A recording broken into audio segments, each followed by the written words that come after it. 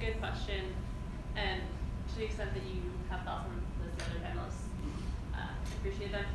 I think it is somewhat of a fine line, because sometimes I see foundations almost wanting to recreate the wheel because they're less familiar with state longitudinal data systems and administrative info, and that's obviously not useful to the people in this room.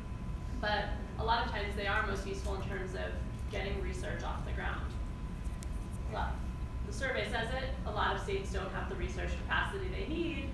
Research is an essential component of what you all do.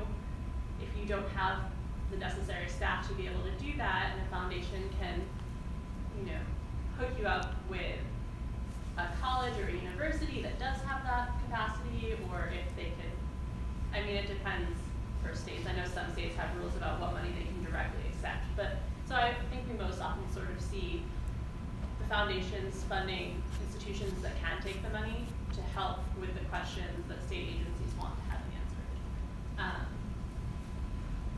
And I forgot the other half of your question. Well, so let me just pursue that a second. So is it, it's more in the conducting of research than it is in the building of systems? Is that about right? I think that is right, because states do sort of have restrictions on what they can accept money for, and in some states, not all states, but I believe that states can't always take money to, say, build their longitudinal data system. That might be in violation of the rules. And I don't know if that's the case anywhere, but I've heard instances of that happening. So we tend to see, I haven't seen that as often. If they do sort of fund infrastructure, it's through an outside organization. Like I believe the Ripple project that I mentioned before also has their own database that's foundation funded, and it's separate information from Rhode Island's database. Patrick, did you want to? Yeah, I think we don't see national foundations getting into the infrastructure development. Not giving the state a grant to add X, Y, or Z to their longitudinal data system. We do see some state-based foundations getting into that thing. But I think where there's an opportunity is if you think about specific research projects that are related to a foundation's mission, where you could include in your grant application. We had a great discussion about badges over lunch. What research and evaluation is being done on badges right now? It's kind of Wild West. If you found a foundation that was very interested in it, we don't need badges. Well, that's one of the fundamental questions. What do we mean by badges? Some sort of credential provided by. No, it's private organizations offer badges. Mozilla offers some. Coding places offer some. It's a increasingly community colleges are getting into it. Yeah. And the idea is it's like a Girl Scout badge, but it says, I'm Patrick Lane. I have these people skills. But it has some sort of skills verification. Yeah. And they are somewhat rigorous. But then the question is, how do we do some research and evaluation on it? You could see a foundation that's interested in it, providing some money. If you could work it into your grant application, we need to develop our system to do these sorts of things to be able to evaluate this great badging opportunity that you're offering. We see it in things on the education side, like dual and concurrent enrollment. There are people funding that. If states are pursuing grant opportunities in that, it's really important to work with others in your state to say, they're going to be coming to me in 6 months to get the data to evaluate your grant.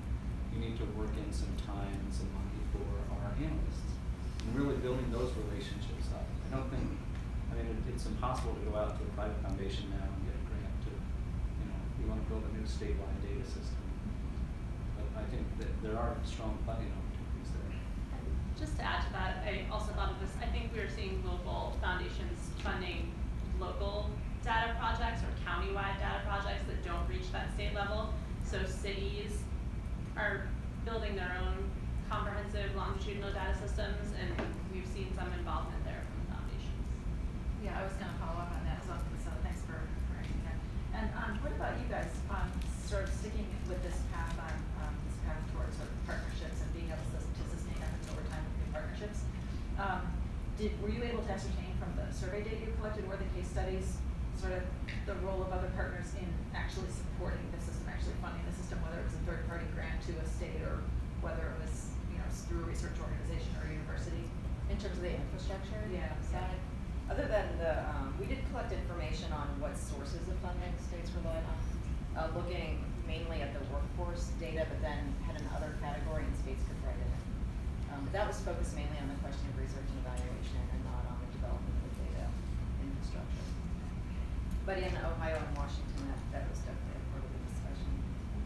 And the WDQI grants were really important in those states. Okay, well, we're gonna shift to table talk really soon, but I just wanna ask a couple more questions. And one has to do with, I'm sorry, I read out there. I have about 10 questions. Let's start with, who's gonna shift to table? Oh, that's what that means? Yeah, Sorry. so that we could do, okay. But what was the biggest surprise that you found, either in the survey data or in the case studies? What did you sort of, what surprised you most? Well, I guess on there's a lot that was kind of interesting and surprising, but I think from the trips we made to Ohio and Washington,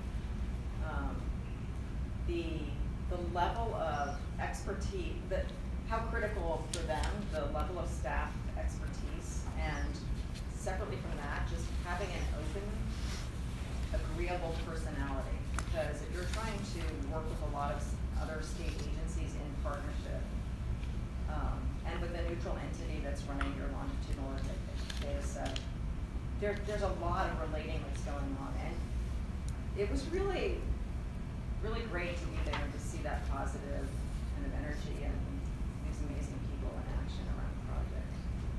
So that's really great. That was one of the best parts of it.